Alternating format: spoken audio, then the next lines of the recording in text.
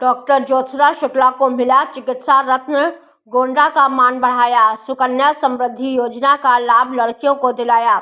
खबर गोंडा जिले से है, जहां मंडल मुख्यालय के ITI कचहरी रोड पर स्थित आशा देव हॉस्पिटल की निदेशिका डॉक्टर ज्योत्सना शुक्ला प्रसूति एवं स्त्री रोग विशेषज्ञ देवी पाटन मंडल की प्रथम एस्थेटिक लेजर स्पेशलिस्ट के चिकित्सा रत्न का पुरस्कार कानपुर से मिला, जिसमें गोंडा का मान बढ़ा है। डॉक्टर शुक्ला महिलाओं के विभिन्न बीमारियों के लेजर निदान की विशेषज्ञता को सामान्य महिलाओं तक पहुंचाने के लिए नियमित रूप से समर्पित है।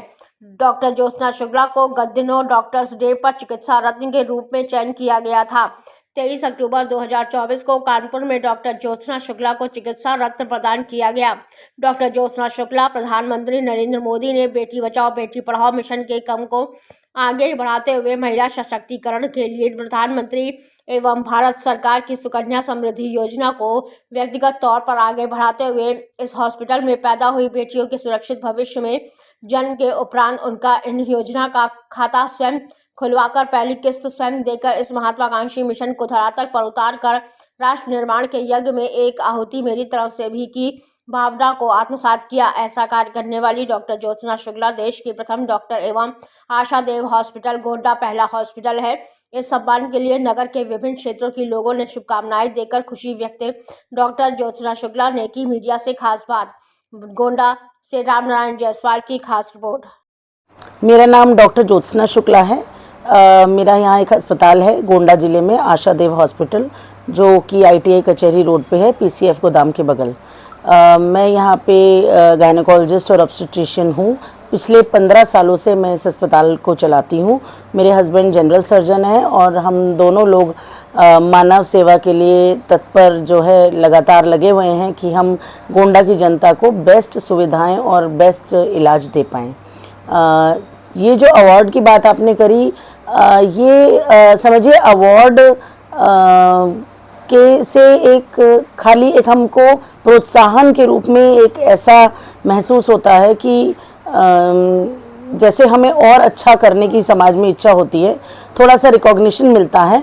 लेकिन अवार्ड मिले चाहे ना मिले, एक मरीज के चेहरे पे जब मुस्कुराहट आती है हमारी ट्रीटमेंट से और वो ठीक महसूस करता है, और जब वो उसके जो है आंखें नम होती हैं इस भाव में वो हमारे धन्यवाद करना चाहता है, वो एक वैसा अवार्ड जीवन में जब हमको रोज़ मिलता है तो हमको बहुत प्रसन्नता होती है। ये अवार्ड आपको कहाँ मिला, किस कार्य क्षेत्र को लेकर मिला? जी, ये अवार्ड मुझे कानपुर में मिला, और कानपुर में यहाँ का जो नर्सिंग होम एसोसिएशन है गोंडा का, तो गोंडा की जो नर्सिंग होम एसोसिएशन है उसकी नर्सिंग होम एसोसिएशन की जो गोंडा की इकाई है उत्तर प्रदेश वाली, तो उसमें मैं यहाँ की प्रेसिडेंट हूँ NHA की।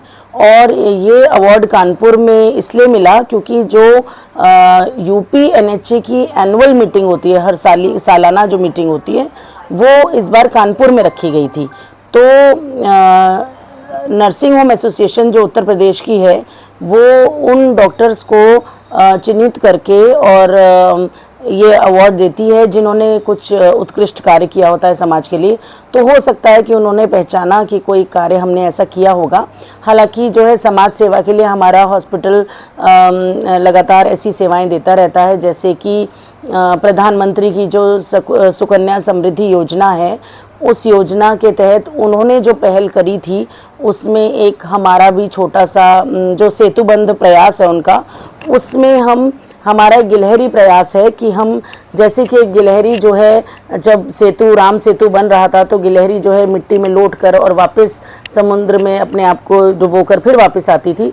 तो जब उससे पूछा जा रहा था कि आप क्या कर रही हैं, तो वो कह रही थी कि श्री राम के कार्य में हम थोड़ा सहभागिता कर रहे हैं।